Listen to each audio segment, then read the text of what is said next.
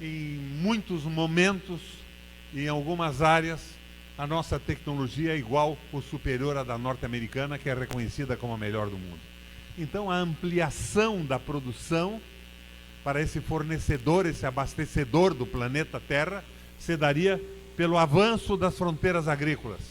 A entrega da Amazônia, venda de terras indiscriminadamente, sem contenção de tamanho para grupos estrangeiros e, por via de consequência, mecanização na mineração, mecanização e continuação de uma agricultura de tecnologia avançada, causando necessariamente o desemprego. Mas nós estaríamos abastecendo o planeta a preços baratos. Mas nós temos 204 milhões de habitantes hoje. O que se faria com isso? Eles imaginaram uma solução parecida com a da China. Os capitais americanos, em determinado momento, saíram dos Estados Unidos e foram investir na China, na industrialização das zonas especiais de transformação. Foi uma revolução industrial violentíssima, mas a China, naquela época, tinha uma relação de trabalho quase que medieval. Não havia emprego. Então, naquele momento, para os chineses, foi um avanço social, porque eles tinham um emprego que garantia o almoço e talvez o jantar da família. Isso depois provocou uma inflação brutal internamente, porque os chineses guardavam dinheiro no colchão e aquela enxurrada de mercadorias modernas dentro do país provocaram uma inflação que foi controlada com a maior deflação da história, no momento que a China só permitia a entrada da zona especial de produção de um bem que tivesse o mesmo valor exportado para fora da China. Era dólar por dólar, eles regularam isso por aí. Mas o Brasil não é a China. Nós tivemos o Getúlio Vargas e a legislação trabalhista. Nós incorporamos todo o progresso civilizatório dos trabalhadores e das minorias na nossa legislação. O progresso civilizatório do Ocidente. O brasileiro não vai aceitar, em hipótese alguma, ser membro de um país inferiorizado, uma espécie de Estado sem soberania e associado a interesses fundamentalmente norte-americanos. Então, o que eu vejo nesse processo todo, que começa pesadamente com o Temer, embora não estivesse ausente do governo do PT, porque nós tínhamos lá o seu Meirelles e tínhamos o Joaquim Levy posteriormente, mas em doses menores, o que nós vimos é a aceleração disso com essa loucura do Bolsonaro, que surge em função da corrupção na estrutura política do país, e cá entre nós, de todos os partidos, não é só PT, a Petrobras, por exemplo, eram funcionários de carreira, não tinham nem vinculação partidária, quase todos eles. E o direcionamento desse processo todo para pôr na cadeia, por corrupção feita ou não, muitas vezes feita e merecida, o pessoal nacionalista, mais à esquerda, os desenvolvimentistas. Bom, o que eles esperavam então? Com a liquidação dos direitos trabalhistas e a liquidação fundamental dos sindicatos, que perdem os seus recursos, as contribuições obrigatórias, eles esperavam conter qualquer tipo de revolta popular. O capital de fora vai entrar aí, viabiliza um negócio, dá um empreguinho com um salário miserável, a semi-escravização, contém qualquer tipo de mobilização. Isto seguramente não dá certo, e menos certo ainda com o Bolsonaro, que é uma espécie de um animador apalhaçado desse processo todo, enquanto o Guedes avança com a reforma econômica liberal. O que eu estou dizendo a vocês? Isso vai estourar. Esta multidão que ocupou as ruas não tinha uma visão objetal. É sem objeto, é uma insatisfação brutal, igual àquela insatisfação dos 20 centavos nos ônibus em São Paulo. E o que o Brasil precisa é ter uma proposta. Ah, não tem saída, o liberalismo é a única saída.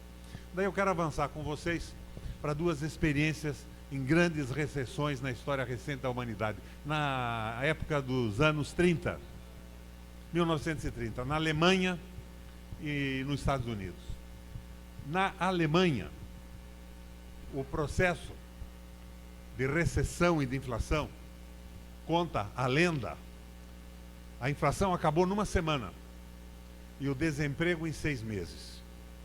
Sob o comando de um alemão, economista, que tinha uma passagem pelos Estados Unidos e que levava até, por iniciativa do pai dele, um nome de um publicista norte-americano, Horace Greeley e Armand Schacht. O Schacht fez uma associação do Estado alemão na recuperação da infraestrutura com as grandes empresas, principalmente do setor metal mecânico, que passaram a se transformar também em empreiteiras de obras públicas, construindo autobans, usinas e levando o setor metal mecânico para frente. Ele acabou, da noite para o dia, e foi assim que liquidou a inflação, com a remuneração dos títulos públicos. A Selic alemã desapareceu. E os grandes financistas alemães diziam o seguinte: meu Deus, o que vai ser de nós? A nossa poupança vai virar pó. O Schacht disse: não. Se vocês investirem nestas empresas que estão recuperando a infraestrutura alemã, o Estado garante uma lucratividade de 4,5% ao ano, através de uma letra que chamou-se, em função do setor metal mecânico ser a coluna mestra desse processo, de MEFO. A Alemanha cresceu de uma forma extraordinária, se armou, o setor metal mecânico possibilitou o ressurgimento da política nazista do Hitler e aquela barbaridade toda que nós conhecemos. Mas saiu do processo recessivo com dinheiro mobilizado, ação do Estado, proibição de investimentos e juros para baixo nos investimentos em títulos do Tesouro. Depois disso, os Estados Unidos entrou numa crise muito parecida. Os Estados Unidos voltou os olhos para a Alemanha, mas desenvolveu um projeto do New Deal, o novo pacto, com alguma preocupação social. Os Estados Unidos estava quebrado. Todo o pessoal de nível universitário comia nos bandejões oferecidos pelo governo em determinados locais da cidade. Não tinha emprego, a economia estava estilhaçada. Então, nesta época, um industrial americano chamado Henry Ford associa ideias de um economista, conhecido até hoje, que é o Taylor. Taylor dizia o seguinte: não se aumenta a produtividade aumentando a carga horária do trabalhador. Se aumenta a produtividade com a especialização do trabalhador. E ele coloca esta ideia numa linha de montagem. E os famosos Fordinhos apareceram no mundo. Mas o sucesso da especialização e da linha de montagem foi tão grande que a economia americana, que apesar da crise era uma economia muito complexa, passou a entrar nesse jogo. Especialização, linha de montagem, trabalhadores especializados e grande produtividade. O Roosevelt, presidente dos Estados Unidos, resolve então dar ao Ford o maior prêmio que o governo já tinha dado a um membro da iniciativa privada. Um prêmio equivalente ao que o Bolsonaro deu aos seus 2 filhos essa última semana. Uma loucura desse tipo. E o Ford, para surpresa de todos, recusa o prêmio. O Roosevelt pergunta: mas Ford, por que recusar esse prêmio se você fez funcionar a linha de montagem em cima das ideias tayloristas? Ele diz: presidente, eu recuso o prêmio porque a linha de montagem vai inviabilizar definitivamente o crescimento e a retomada do desenvolvimento nos Estados Unidos. Mas como? Nós estamos aumentando a produção e nós não temos consumidores. Meu Deus, então o que eu faço? O Henry Ford dá a ideia que originou o New Deal, o novo pacto. Ele diz o seguinte: presidente, diminua a carga horária dos trabalhadores por lei e aumente o salário. Se põe mais gente na produção, põe mais salário na mão do povo e reanima a capacidade de consumo do povo norte-americano e da nossa economia. Foi isso que ele fez. Evidente que mais tarde, na linha do Schacht, observado pelo Keynes, que era assessor do Roosevelt, ele passou a fazer investimentos brutais, deficitários na economia. Nos Estados Unidos, até hoje, os portos, por exemplo, são públicos. 85% dos portos são públicos, administrados e drenados pelo exército norte-americano. Construiu escolas, estradas, canais e jogou a economia para frente. Foi como o americano recuperou a confiança no trabalho. Na área agrícola, o Roosevelt, nas conversas ao pé do fogo, dizia alguma coisa mais ou menos assim para a população: se as cidades queimarem, os campos se levantarão e reconstruirão as cidades. Se os campos queimarem, as cidades morrerão de fome. Por que ele dizia isso? Porque uma planta industrial leva algum tempo para ser planejada, depois implantada, funcionários treinados, maquinária adquirida, e vai funcionar em 2, 3 anos. Se você joga uma semente à terra, em 6 meses, ela germinada está viabilizando a colheita e da colheita a sua industrialização. Os Estados Unidos se transformou num milharal, e a tecnologia americana, debruçada sobre o milho, o transformou em 40 subprodutos. Até hoje, a alimentação básica dos Estados Unidos, da América do Norte, é o milho. São os famosos matinais que se comem pela manhã. Então, minha gente, o que eu estou dizendo a vocês é que nós temos soluções completamente diferentes desta loucura do Temer, do Bolsonaro e do liberalismo econômico. Aumentar a carga horária, diminuir o salário, acentua a crise recessiva. A reforma da Previdência vai quebrar milhares de pequenas cidades do Paraná e do Brasil, do Rio Grande do Sul, que funcionam com o salário dos aposentados, que gastam no armazém da esquina, no botequim, que fazem a economia funcionar. E nós só poderemos sair desse buraco com grandes investimentos públicos. Difícil? Não. Nós temos 370 bilhões de dólares em reservas cambiais para garantir a saída de dinheiro estrangeiro investido no Brasil. Ora, minha gente, como se sai disso? Eu estou tentando colocar para vocês a possibilidade de uma aliança. Um primeiro passo para uma mudança social que dê continuidade ao nosso processo civilizatório. A aliança entre o capital produtivo e o trabalho. E um combate frontal aos bancos, aos seus interesses e ao capital financeiro. Com uma atenção fundamental,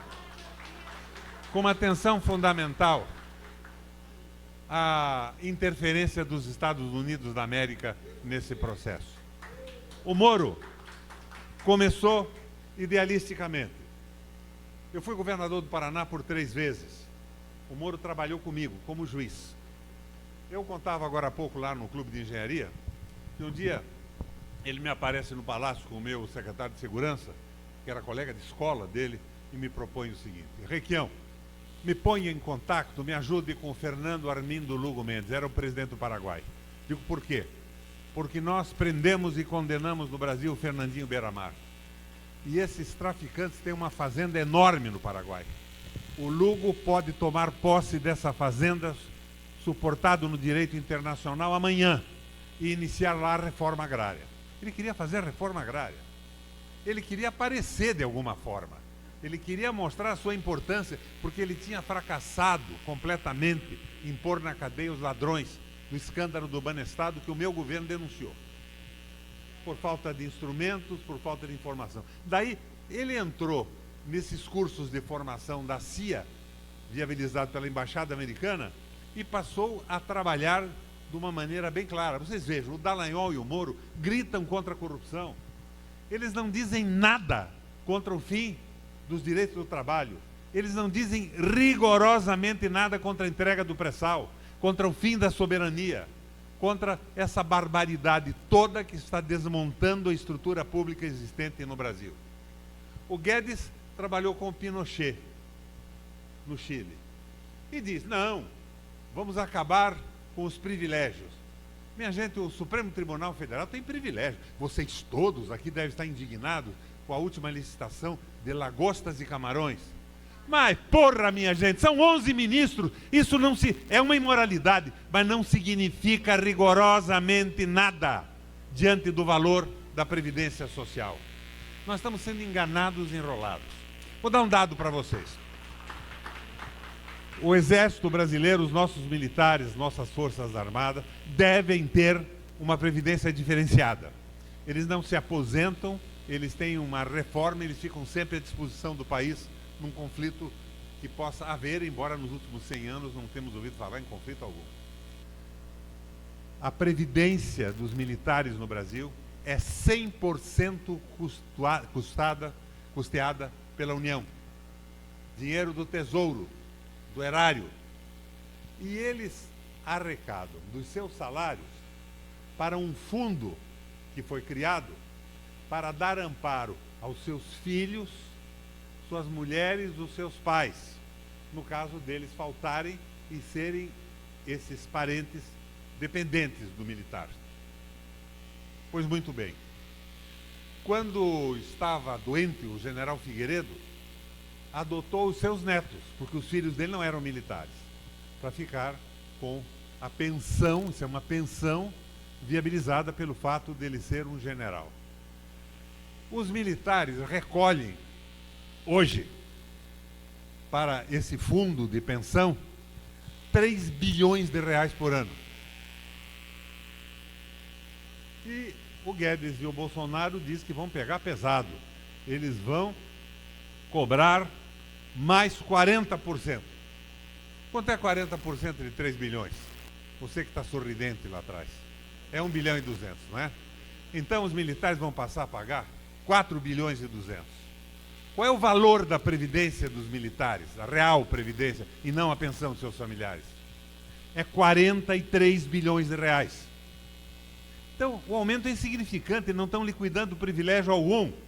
E eu, particularmente, acho que os militares devem ter uma situação diferenciada do conjunto dos trabalhadores. Mas, num momento de crise e recessão, eles estão pedindo aumento de salário. Então, não seria mais de 43 bilhões a sua previdência? Seria de 47, 48 bilhões de reais para uma arrecadação de 4.200.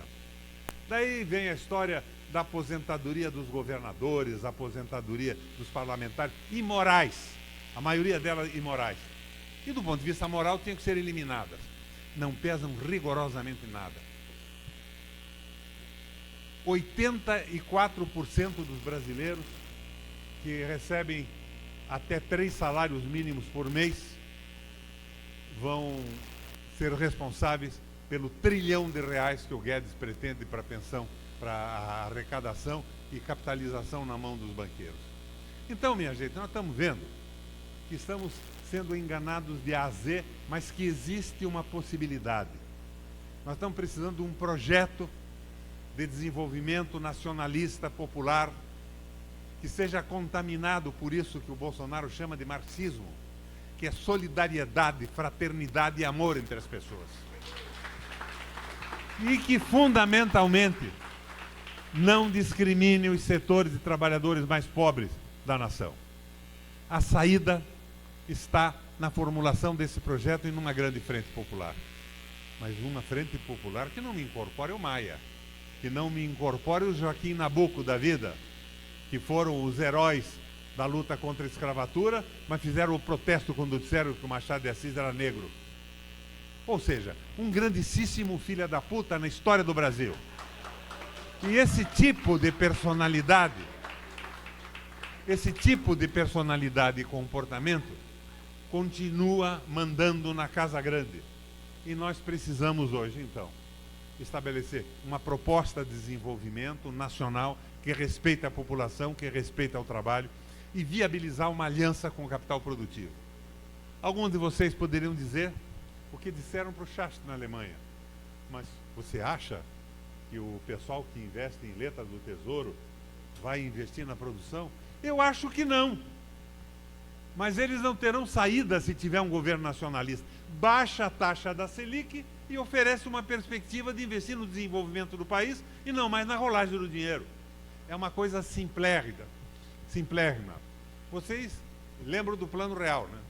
Parece uma brincadeira. O Plano Real foi bolado por aqueles meninos do Fernando Henrique, suportado integralmente na política do Schacht na Alemanha. Só que, evidentemente, não teve prosseguimento. mas ele conteve o processo inflacionário exatamente pelos métodos do Horace Greeley e Albert Schacht na Alemanha. O Schacht entrou no governo alemão, se não me engano, pelas mãos do Hindenburgo e terminou ministro do Hitler. Foi absolvido pelo Tribunal de Nuremberg. Posteriormente, com 75 anos, morreu. As ideias do Schacht não tinham nada de ideias sociais. A visão social se aprofundou um pouco no New Deal dos Estados Unidos, um pouco. E nós temos esses exemplos, essas possibilidades e esse esforço do Brizola, do Vivaldo, dos deputados aqui, recebem de minha parte um elogio, porque nós precisamos construir um projeto à moda do que queria o velho negro, Guerreiro Ramos. Um projeto alternativo que não seja radical, mas que abra o caminho para uma mudança progressiva dos hábitos econômicos e do desenvolvimento fraterno no país. Minha gente, foi, de certa forma, o que eu aprendi nesses anos de militância no Parlamento Europeu, Latino-Americano e no Senado da República. E eu tenho um prazer enorme de ter podido aqui, nessa noite, passar essas ideias para vocês. Muito obrigado.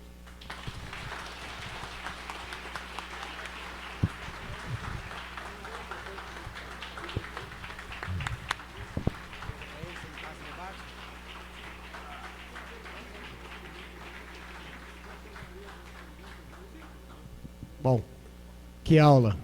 Muito obrigado, senador. A gente vai abrir para um pequeno debate. E se alguém queira fazer pergunta ao senador... Quem é que... Espera só um pouquinho. Quem é que pode fazer só a inscrição aqui? Aí quem levanta a mão... Vem cá. Cadê o Vasco Alves? Vasquinho, vem cá, Vasquinho. Eu quero chamar o Vasco, porque o Vasco não é muito conhecido aqui no Rio de Janeiro. Quando o deputado Alessandro Molon fez referência à Assembleia Nacional Constituinte, citando a mim e o Vivaldo, mas tem o Vasco Alves aqui, constituinte pelo Espírito Santo, prefeito de Vila Velha, prefeito de Cariacica, um quadro político dos mais importantes. Chamar o Vasquinho aqui para... Eu chamo Vasquinho porque nós éramos do movimento de unidade progressista na Constituinte. Eu quero felicitar o senador Roberto Requião pela excelente palestra, mas eu queria apenas fazer, senador, um pequeno comentário sobre essa questão dos militares. O senhor defendeu que os militares realmente têm uma previdência especial por causa da peculiaridade do trabalho deles. Mas eu fui militar, civil exército, e eu queria dizer ao senhor que eu não concordo muito, porque o Brasil, numa perspectiva de guerra, quase zero. Mas admitamos que ocorra uma guerra, quem será chamado e convocado são os trabalhadores do Brasil, não serão eles. Eles poderão preparar as pessoas que vão para o front da guerra, mas quem vai efetivamente são os trabalhadores do Brasil, somos nós, que não somos militares mais. Só isso que eu queria acrescentar. Obrigado. Eu vou deixar... Eu quero acrescer para a indagação do Vasco uma coisa que não tem nada a ver.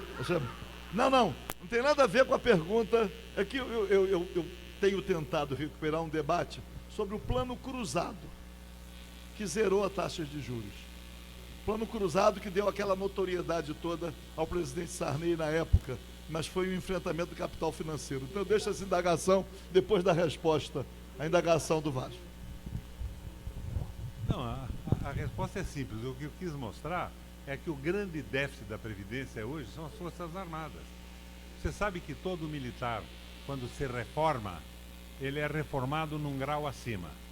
Por exemplo, nós temos, parece que, um número até reduzido de generais da ativa, mas temos 1.500 generais no Brasil. Coronéis reformados passam a receber como general.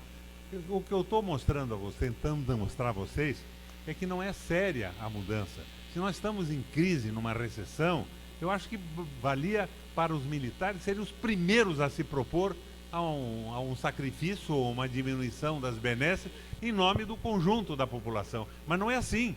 Eles estão tirando do trabalhador de 1, 2 e 3 salários mínimos. É uma verdadeira loucura isso. Agora, isso vale também para as polícias militares. Aqui no Rio, o policial militar não ganha nada. No Paraná ganha muito bem, acima de general. Inclusive, em parte disso, obra minha no governo. Mas eu tenho 12 coronéis, não tenho 1.500 generais. Então, a gente tem que ver que nós estamos vivendo uma fantasia. Vamos acabar com os privilégios. Acabar com o privilégio, vamos tirar a lagosta dos 11 ministros do Supremo Tribunal Federal e vamos consertar o Brasil com isso?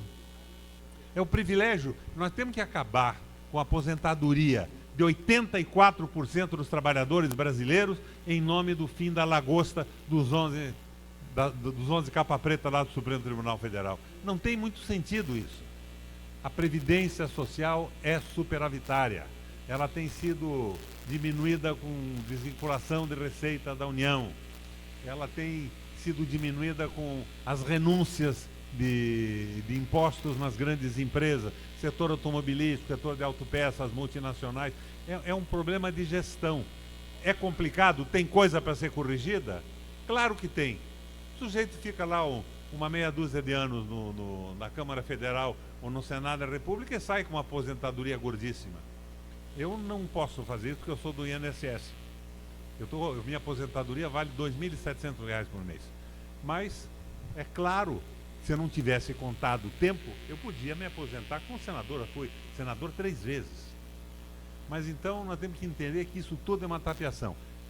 Todo objeto da reforma da Previdência é passar para a mão dos bancos no sistema de capitalização essa dinheirama toda. E daí tem o exemplo do Jair Soares. No Chile tinham 22 empresas, quebraram 20.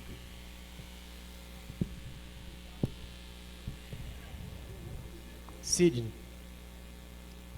Nelson. Vem.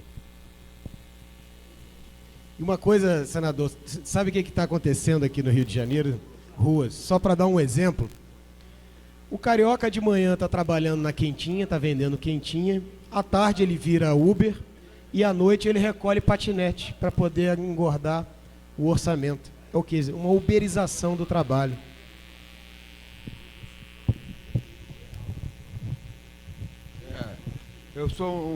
Eu acho que a plateia aqui é um número insignificante diante da importância dos palestrantes e dos políticos aqui que nos representam. Mas eu queria dizer o porquê que eu vim com tanta sede para cá, por causa da palestra do senador Requião, que tomou o cuidado de ir nas embaixadas ou nos representantes dos países que cediam às empresas que receberam de graça o nosso patrimônio, principalmente as empresas petrolíferas que lançaram mão do pré-sal, dizendo que eles são simplesmente receptadores de produto roubado do povo brasileiro. Isso daí é que é o mais importante dessa nossa reunião, porque a gente discute as mazelas impostas pelo imperialismo. O golpe não foi nenhum por cento doméstico. O golpe foi todo patrocinado pelo grande irmão do norte, pelo imperialismo americano. Nada mais do que isso, como muito bem ficou ilustrado, que o seu Moro é apenas um sabujo americano. Ele nunca foi juiz, ele não é ministro de justiça, ele é um entreguista. Ele é simplesmente o Silvério dos Reis. Pior do que isso, que o Silvério era português, o Moro é paranaense. Esses camaradas são simplesmente tropa de ocupação. Eu não conheço nenhum militar que tenha, do mundo inteiro, que entrega uma base estratégica como a nossa de Alcântara. Como é que se entrega? As multinacionais de petróleo tiveram que destroçar países inteiros, como foi o Iraque, a Líbia, e tentaram fazer com a Síria agora. derramaram sangue. Poxa, a Venezuela, para fazer independência, por isso que é bolivariana, perdeu a metade da população. E os nossos militares que deviam estar defendendo a nossa soberania são os veículos de entrega do patrimônio do nosso povo. Esse golpe não é doméstico, nem um pouquinho. Não adianta discutir só política. O tema principal é a soberania nacional, porque eles estão destruindo não só o Estado, como pretende exterminar a nação brasileira. A nação é composta do nosso povo, da nossa história. Então fica proibindo filosofia, fica proibindo sociologia, proibindo história, para fazer só matemática e economia, porque eles pensam que isso que produz, e ao mesmo tempo, todo mundo sabe quem é o Pato Donald, o Mickey Mouse e o caralho, e não se sabe mais que essa Pererê em porra nenhuma, nem negrinho do pastoreio, é dominação cultural. É isso que eles pretendem.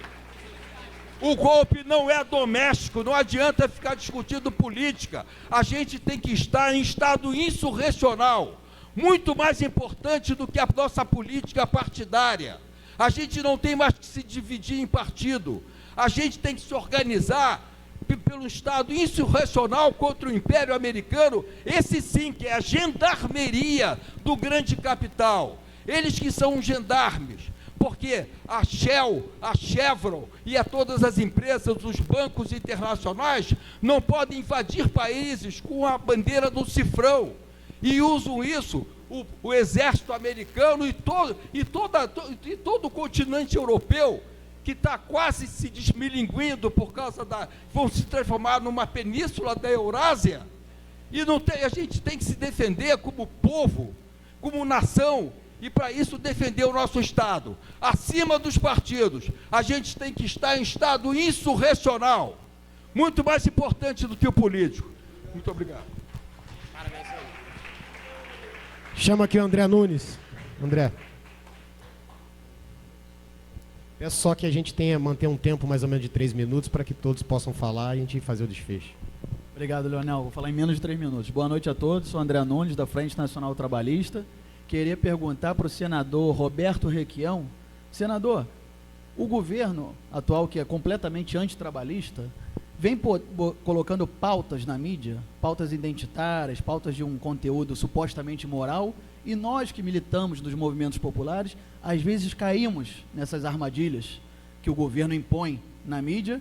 Enquanto isso, vão passando medidas antipovo, antipopulares. Enquanto se discutia a cor da camisa de meninos e meninas, o governo privatizou 12 aeroportos, 6 dos quais para uma estatal espanhola. Ou seja, nós estamos entregando o controle dos nossos aeroportos ao governo espanhol, abrindo mão de qualquer resquício de soberania nacional. Então, senador Requião, a pergunta que fica é o seguinte: como sair dessa armadilha que nós, nos últimos anos, estamos sendo colocados, de algumas pautas específicas, e como voltar a focar num projeto civilizatório que o senhor citou aqui, e para nós da Frente Nacional Trabalhista, a verdadeira forma de se sufocar todos os preconceitos é um projeto civilizatório pautado na educação em tempo integral, no CIEP de Leonel Brizola e Darcy Ribeiro. Queria saber do senhor como nós vamos resistir e como fazer uma alternativa nacionalista a tudo que está sendo imposto aí. Muito obrigado a todos.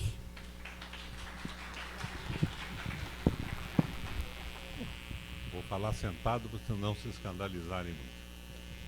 Eu, no Paraná, eu sou presidente de honra do movimento LGTBS, gays, lésbicas e assemelhados.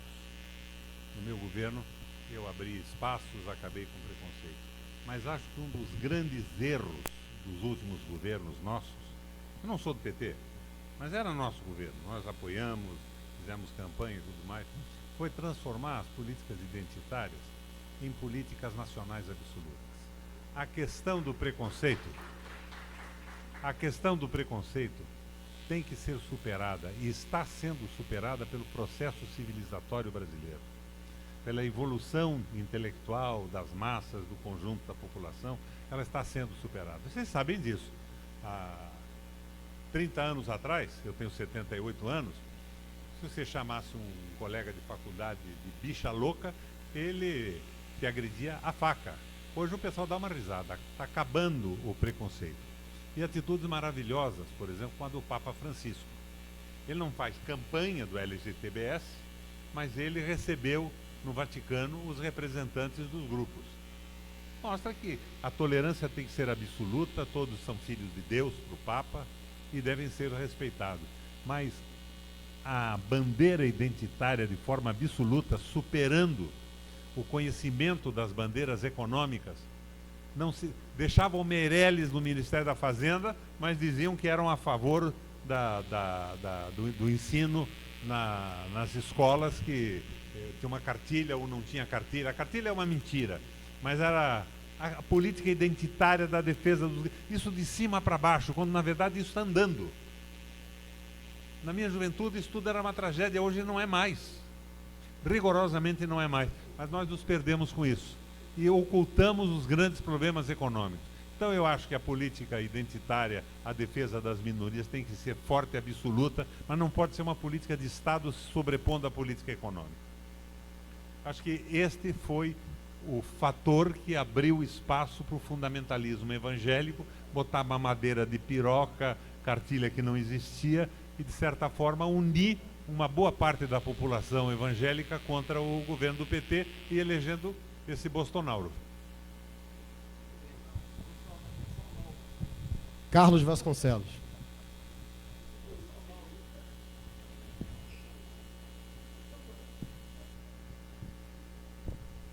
Boa noite a todos, companheiros e companheiras. Quero exaltar a palestra que falou ali da importância do avanço de Vargas para o processo civilizatório brasileiro. Eu só queria lembrar que o presidente dos Estados Unidos, Roosevelt, no discurso do New Deal, ele disse que o New Deal tinha dois autores, o presidente dos Estados Unidos e o presidente do Brasil, que era Getúlio Dornelles Vargas. Isso significa que o Projeto Nacional de Desenvolvimento do Vargas tinha uma importância de avanço não só para o Brasil, mas mesmo contextualizando e comparando com o processo de desenvolvimento nacional dos países do primeiro mundo. E eu queria lembrar, me lembro que a companheira Dilma, íntegra, né? Nós sabemos disso, uma pessoa de bem, sofreu um golpe, do qual nós todos lutamos contra, mas que muitas vezes não enxergou politicamente, a meu ver, as coisas que estavam ao redor. A crise econômica, o trator da crise econômica passou por cima dela e ela até hoje não sabe o que aconteceu, assim vejo. A Dilma disse que Leonel Brizola era uma referência política do século XX. Eu acho que ela cometeu mais um erro. Assim como Vargas, Leonel Brizola é uma referência do século XX e do século XXI, porque como Vargas era um estadista e olhava muito além do nosso tempo. Brizola, Darcy Ribeiro. E aí vai a minha pergunta. Porque o trabalhismo, a meu ver, é a saída brasileira desta crise política, econômica, social e institucional que nós estamos vivendo. Brizola dizia que o Brasil tinha que construir um socialismo genuinamente brasileiro, sem imitar a União Soviética. Ele dizia, não podemos ser satélites da União Soviética e nem submissos aos Estados Unidos, mas construir um caminho próprio. E aí vai a minha pergunta para o Requião e quem quiser acrescentar também, os companheiros. O trabalhismo brasileiro, quero saber do Requião a opinião dele. O trabalhismo brasileiro vai ficar como muitos querem, deixar num passado histórico, como uma lembrança do passado que se foi, ou ele pode e tem todas as condições de ser uma saída para o Brasil desta crise e para a construção de um novo Brasil no século XXI? Obrigado. Eu acho que já deixei claro, a minha opinião para o momento é uma aliança entre o capital produtivo e o trabalho. No momento, este é o avanço possível e o caminho para a retomada do desenvolvimento. Mas o trabalhismo tem que começar a pensar na macroeconomia também. Eu conheci, meu pai era do PTB, os calças largas e tal, era uma defesa de trabalho sem muita visão da macroeconomia, da geopolítica no mundo. Tem que avançar um pouco mais, sempre um passo à frente. O Brizola dizia que o trabalhismo era o caminho para o socialismo. Obrigado. Quero registrar, na verdade, a gente acabou comendo aqui um pouco de moço. Queria a presença do Luiz Carlos Serafim, diretor nacional da CTB. Obrigado pela presença. Ele teve que sair agora. Eu chamo o próximo. Ah, verdade. Espera aí que o Paulo quer fazer uma pergunta. Eu tive a oportunidade, senador Requião, de conviver com o Dilson Funaro.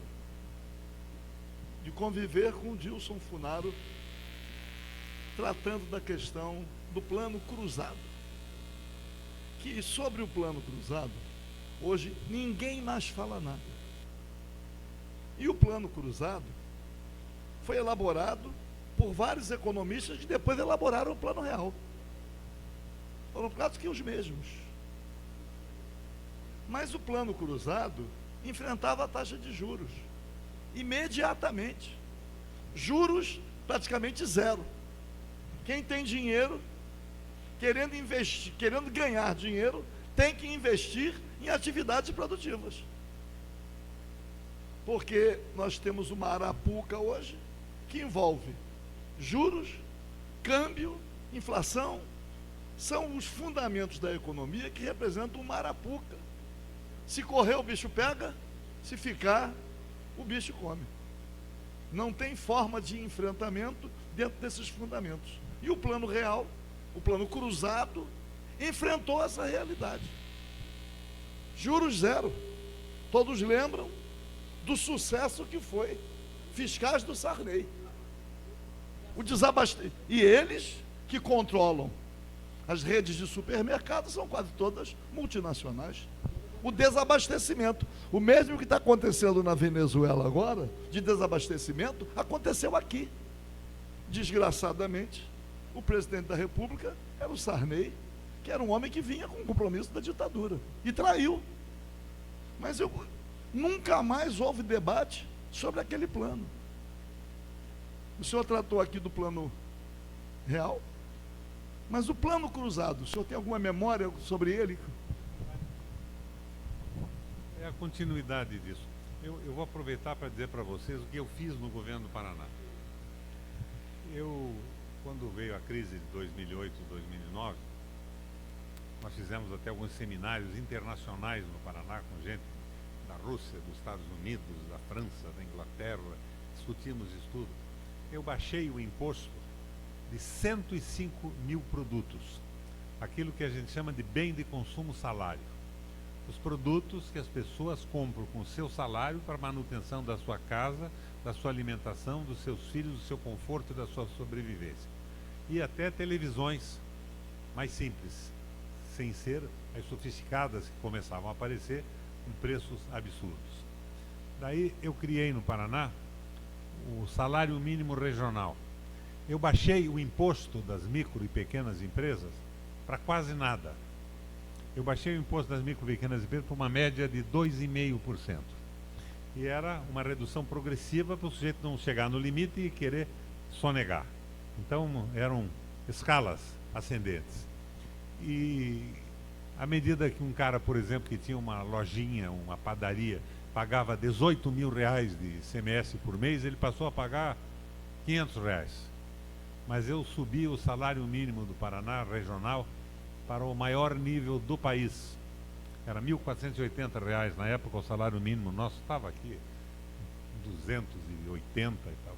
Então, eu tirei o imposto dos empresários e joguei na remuneração do trabalho. Vocês não imaginam o que isso teve de resultado, principalmente no interior do estado. Porque se você reduz o imposto das pequenas e médias lojinhas, empresinhas, você aumenta o lucro deles. Mas eu jogava uma parte desse benefício para o salário. E o pobre, mal assalariado, ele não guarda dinheiro no colchão nem põe no banco. Não dá, ele gasta. Ele recebe e gasta. Então isso fez a economia rodar. Foi mais ou menos o que fez o New Deal do Roosevelt nos Estados Unidos. Agora, dentro das possibilidades de um Estado, o Estado não tem autonomia para governar economicamente. Então, essas coisas são fundamentais. Agora, o plano cruzado e o plano real foram executados com exemplo do Schacht, mexendo no juro. E o livro do Schacht, publicado aqui no Brasil, chama-se Os Primeiros 75 Anos da Minha Vida. Era um otimista, né? Qual foi o prefácio de quem era, Dark? Gustavo Franco fez o prefácio, mas seguramente não leu o livro.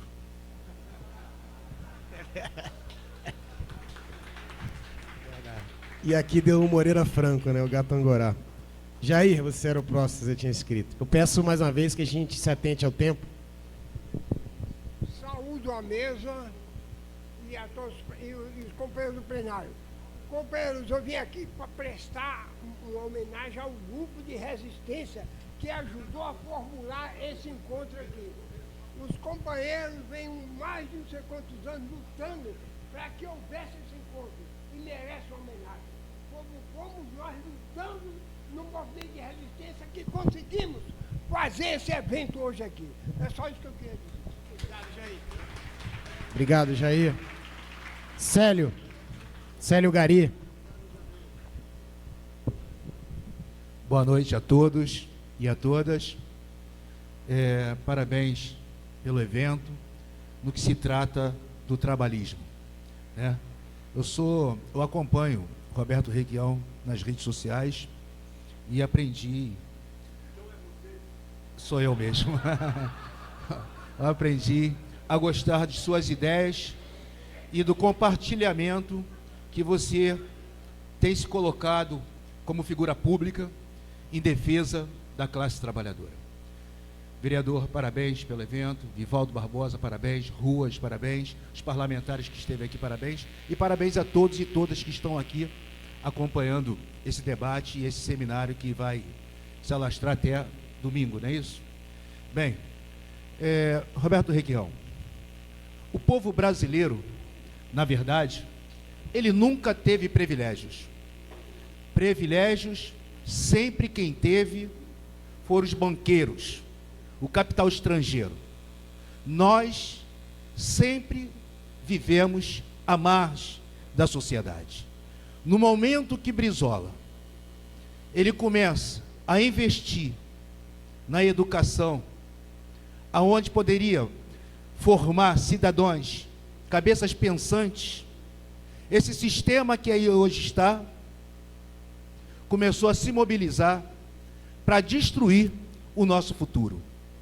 Eu acredito piamente que o Brasil, ele precisa retomar de forma urgente o debate do trabalhismo. Porque a força do trabalho, a produção, somos nós que produzimos. O que está acontecendo no Brasil hoje é um assalto à classe trabalhadora, aonde nós estamos perdendo direitos, aonde nós vamos se tornar escravos contemporâneos. Nós somos maiores do que esses que estão no governo. Eles chegaram no governo através do fake news, falando sobre educação, sobre saúde, sobre emprego, e até agora eles afastaram os médicos cubanos do nosso país. A educação está ao caos. Cortam a educação, temos excelentes profissionais, mas nossas universidades precarizadas. Falou sobre geração de emprego. Cadê os empregos? Nenhum. Cada vez mais aumentando o desemprego do nosso país. A maior riqueza que eu acho que os políticos que aí estão poderiam fazer é o investimento nas próprias indústrias nacionais. Valorizar nossas indústrias. Dividir o lucro para o povo brasileiro. Que esse lucro ele não é dividido para nós. Esse lucro ele é dado para o capital estrangeiro que investe lá fora e a gente vai ficando aqui na míngua. Então, para finalizar, Roberto Requião, você com a sua vasta experiência, eu acho que deve estar passando aí pelas redes sociais, mas acho que era importante nós compartilharmos a sua experiência e você, com toda a delicadeza que teve aqui conosco, dizer para esse povo que está nos assistindo qual o caminho nós juntos poderemos fazer para retomar esse país e devolver a soberania para nós trabalhadores e não entregar de mão beijada para o capital estrangeiro, como está fazendo Bolsonaro. É isso. Ele me lembrou agora o padre cardenal. Como é que o cardenal teria te respondido? Caminante não há caminho, el camino se hace al caminar. Eu acho que não é bem assim, isso é uma resposta escapista. O caminho é termos um projeto nacional, enfrentarmos essa parada toda. O movimento trabalhista é fundamental nisso, mas precisa ser politizado, precisa pensar em geopolítica, em macroeconomia, para não ficar solto, senão passa a ser só uma pressão em cima do proprietário da empresa. Né? Tem que evoluir isso também. Eu venho de uma família que militou. Meu pai era do PTB, calça larga. E como o Brizola é neto do Brizola, o meu bisavô fundou o primeiro partido socialista do Brasil. Chama-se Partido Operário Brasileiro. No dia seguinte da proclamação da República. Partido interessante. Está no meu site na internet, eu descobri o manifesto de lançamento, isso bem interessante. Era um partido não marxista, porque foi antes da Revolução Russa. Claro, o Marx já existia, mas ninguém sabia o que ele tinha escrito e o que ele dizia. Então não tem nada a ver com isso. Então os fabianos, os socialistas utópicos da Europa, da Rússia. Mas é um troço muito interessante. Reforma agrária, fim do poder judiciário, estabelecimento da justiça de conciliação, como é na China hoje. Você não tem direito romano mais, não tem recursos intermináveis. É a justiça de conciliação. Só existe uma justiça especializada no caso dos crimes, a penal. Então, era a proposta do Partido Socialista do Brasil. E eu acho que a gente tem que discutir, como estamos discutindo aqui. Está faltando unidade de propósito. O povo está se levantando. Foi uma centelha que explodiu essa semana. Uma verdadeira loucura. A tal República de Curitiba, dos bolsonaristas, se transformou na República Popular e Democrática de Curitiba. O povo foi para a rua de uma forma impressionante. Mas está sem bandeira. A bandeira não pode ser 20% na tarifa de ônibus, nem de forma exclusiva o corte da verba disponível das universidades. Nós temos que ter outras bandeiras. E a bandeira fundamental, na minha opinião, é o emprego. Soberania é bacana para quem tem alguma formação política. Mas o povo tem como problema básico hoje a sua subsistência, é o emprego. É como vai pagar o jantar da sua família, como é que vai sustentar a sua casa. E é por aí que a coisa tem que acontecer. São as políticas populares, a recusa de ser instrumento. Agora, o que está faltando no discurso dos políticos que têm se reunido e falado em praça pública, como se fossem verdadeiros artistas pop, é dizer que nós temos que viabilizar um referendo revogatório de todos os avanços que entranharam na legislação brasileira o entreguismo. Não fala, nem o Lula fala mais. Nós temos que reverter algumas coisas e retomar outras. Agora, com o exemplo da Alemanha, o exemplo dos Estados Unidos e uma adaptação às condições sociológicas do Brasil, o Brasil tem condição para sair da crise em 6 meses. Mas usando as reservas cambiais não para garantir investidor de mercado especulativo estrangeiro, para garantir o desenvolvimento industrial, emprego, salário de todo mundo, financiar empresas. Não é difícil fazer isso. Mas precisa haver um entranhamento dessa consciência. Para isso que serve um debate como esse.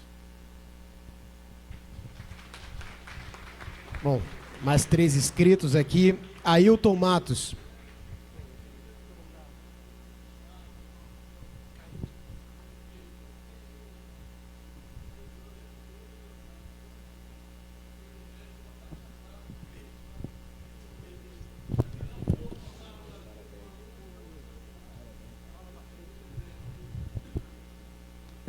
Boa noite a todos.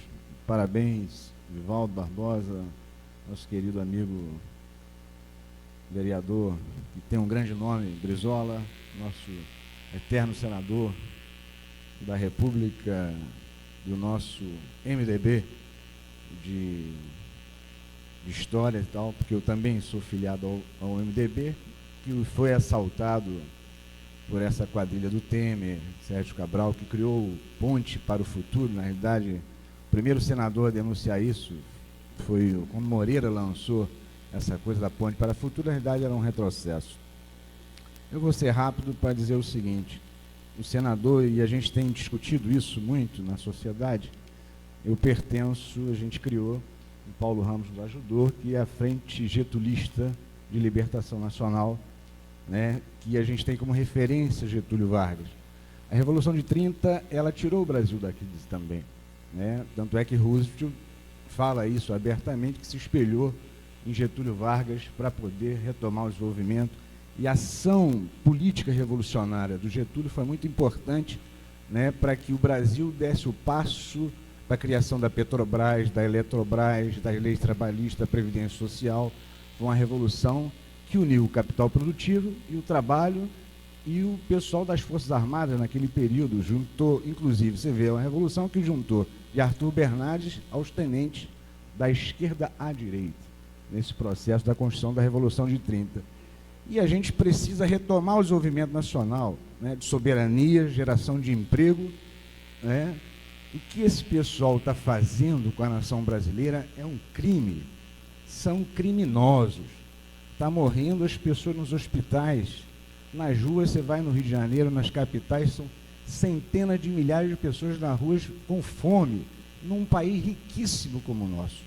Um país que tem um pré-sal, que tem minério, que tem tudo isso. Então a gente precisa criar essa unidade no sentido de, para concluir, dizer o seguinte: a Maria Lúcia Fatorella disse uma coisa, o seguinte: a crise é fabricada, né? Fabricada pelo sistema financeiro. E uma das ideias que a gente tem defendido é a estatização do sistema financeiro. Você acha que seria uma solução para essa questão da gente colocar o sistema financeiro no canto que ele merece? Um abraço, muito obrigado.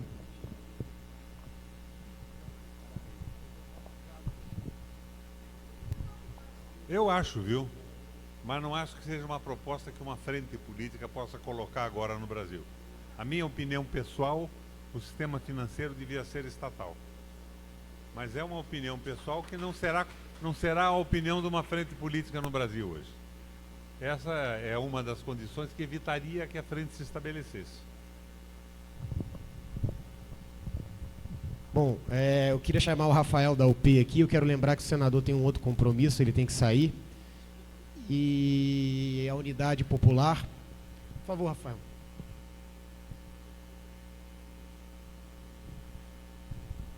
Boa noite a todas e a todos. Meu nome é Rafael, faço parte do diretório estadual da UP, aqui no Rio, e gostaria de saudar o evento, assim, a UP foi, assim, carinhosamente também convidada para vir fazer essa saudação, e eu gostaria de, primeiramente, saudar a memória de Brizola, porque a UP entende a importância histórica que esse homem teve em acreditar na força que mobiliza realmente a classe trabalhadora, o povo, para tomar as decisões. E assim, ele realmente entregou armas ao povo em 62, foi responsável por atrasar o golpe em 2 anos. Assim, a gente realmente não conseguiu, não teve forças para acabar depois de 2 anos, mas ele teve um papel importante, porque ele acreditou na força do povo em construir o poder popular e intervir diretamente na política que é feita no Brasil. E isso a gente precisa saudar e levar todo mundo a lembrar desse período da nossa história. É muito importante que a gente não esqueça desses políticos que realmente acreditaram no poder da força trabalhadora e de uma política de fato revolucionária e que pode dar cabo na tarefa de libertar a nossa classe. Então eu realmente queria saudar, porque eu realmente me sinto muito grato de estar num evento como esse, que tem essa importância muito boa, assim, nessa memória.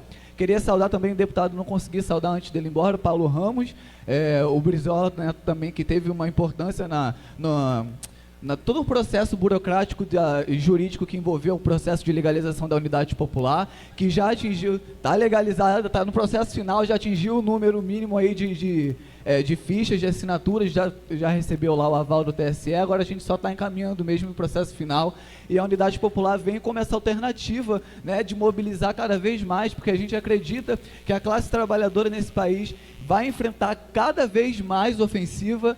Nesse período que está vindo aí, a gente sabe que o fascismo é como o capital financeiro consegue se restabelecer em período de crise, porque o fascismo é uma ditadura terrorista contra a classe trabalhadora. O fascismo é necessário para tirar os direitos que foram historicamente conquistados. É esse o papel de Bolsonaro aí hoje aí com a reforma da Previdência. A gente tem que dizer a ele que a gente não vai deixar essa Previdência passar, porque a gente vai enterrar esse projeto atrasado e arcaico que ele está querendo. Então é isso que a gente precisa, trabalhar cada vez mais com a classe trabalhadora, com as massas e mobilizar de perto o povo e vamos tocar para frente aí, tamo junto aí. Muito obrigado, boa noite. Obrigado, eu queria encerrando aqui e passar a palavra ao senador Requião para que ele encerre hoje à noite, lembrando que amanhã a gente começa às 9 horas da manhã e temos um dia extenso até o final do dia e consequentemente também domingo. Por favor, senador. Minha gente, o que eu tinha a dizer, eu já disse a vocês, foi um prazer estar aqui. Esse debate é importante. Nós temos que entender o que está acontecendo no mundo, o que acontece no Brasil e quais são os caminhos possíveis. E nós temos que construir uma proposta de superação desse momento político. Não será a proposta dos meus sonhos, não será a proposta dos sonhos do companheiro que propôs a estatização dos bancos, mas tem que ser uma proposta de avanço que tenha um amplo apoio das forças políticas consequentes do Brasil hoje. E eu acho que reuniões como essa são fundamentais para a formação da opinião. Parabéns ao Rivaldo, parabéns ao Brizola. Estou vendo o Brizola aqui e tenho saudade. Eu estava dizendo a ele, toda vez que eu vinha ao Rio, o Brizola me convidava para comer um macarrão que ele mentia que era ele que fazia, com molho de tomate.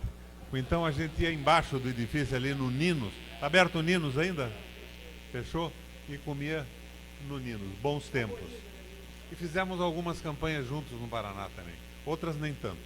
O Brizola aderiu ao Jaime Lerner, um problema estranho. Então, muito obrigado a todos. Amanhã, 9 horas, lembrando, começamos aqui grande debate, mais uma vez.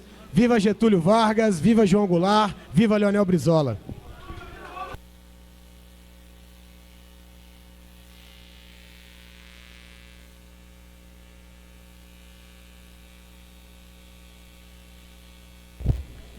Só um minutinho, queria fazer, perdão, senador. Não tem problema. Quero chamar aqui a Maria Helena. Senador. Só um pouquinho, Eduardo. Deixa eu só te pedir um pouquinho. Tem uma homenagem que ficou ao tempo do Lisânias Maciel, não é isso? Que já faleceu e na ocasião deu uma medalha, Pedro Ernesto. E nós queremos, a gente resgatou ela, Maria Helena vai lhe entregar, você lembra? E a gente quer fazer essa singela homenagem. Aqui também um tijolaço do Leonel Brizola, que a gente resgatou, ao 43 capítulos dos 600 que ele escreveu. Por favor, claro. Senador, é o seguinte, companheiros, por favor, um minuto de atenção, por favor. É o seguinte, senador, essa medalha o Lisânias Maciel concedeu ao senhor no momento em que ele achava que o PMDB estava fragilizado. Então ele dizia, vou entregar essa homenagem, vou homenagear o senador, assim eu estou também fortalecendo o PMDB.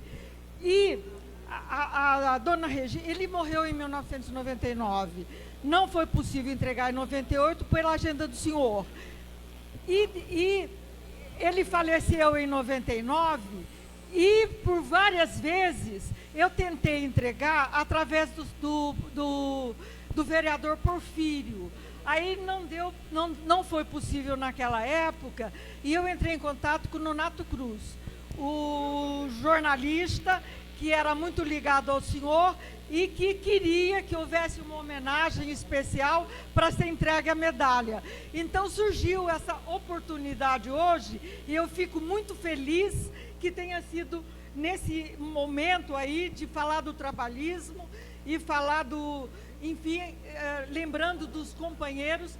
E eu queria que aqui nesse momento estivesse o Vivaldo, que foi um companheiro do Lisânias, vem por favor, o Fernando Bandeira, companheiro também, o nosso amigo ali, Eduardo Costa, também companheiro do Lisânias, e todos aqui que foram brisolistas, companheiros do Lisânias Maciel.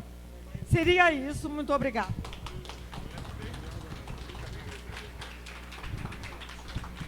O que me assustou é o seguinte, o Lisânias promoveu a condecoração, morreu.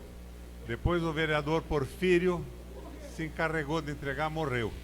Daí o Nonato Cruz, que foi deputado aqui do PDT, morreu também. Então, ficou na mão do Brizola aqui, do vereador, e da sua mão. Vocês estão entregando rapidamente para não morrerem antes. Parabéns. Encerrado.